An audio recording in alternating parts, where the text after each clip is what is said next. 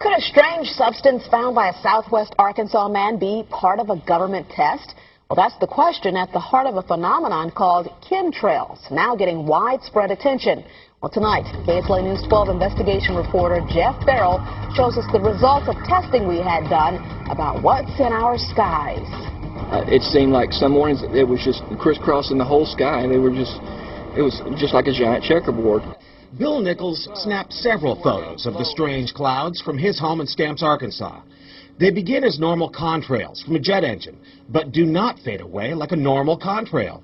Soon after, he saw particles in the air. You know, because we'd see it drop to the ground in a haze. Nichols then noticed the material collecting on the ground. This is water and stuff that I collected in bowls. I had it set out in my backyard on my dad's pickup truck.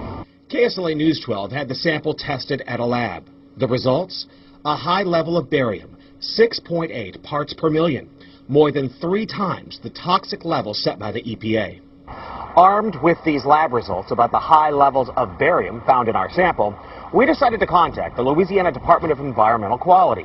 They told us that, yes, these levels are very unusual, but at the same time, they added the caveat that proving the source is a whole nother matter.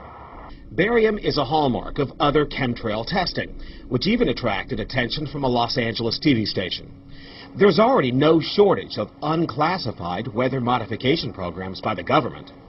But those who fear chemtrails could be secret biological or chemical testing on the public point to the 1977 Senate hearings in particular, which confirmed 239 populated areas had been contaminated with biological agents between 1949 and 1969.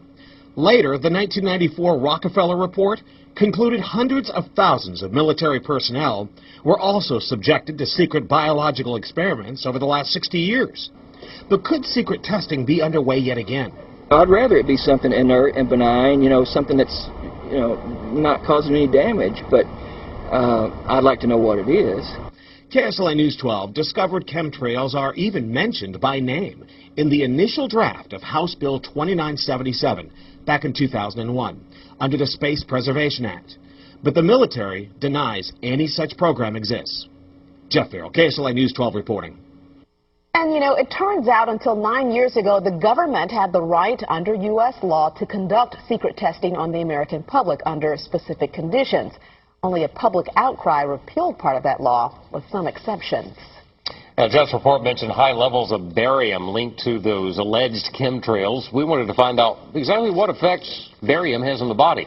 We spoke with Mark Ryan, the director of the Poison Control Center. Ryan tells KSLA News 12 that short-term exposure can lead to anything from stomach to chest pains.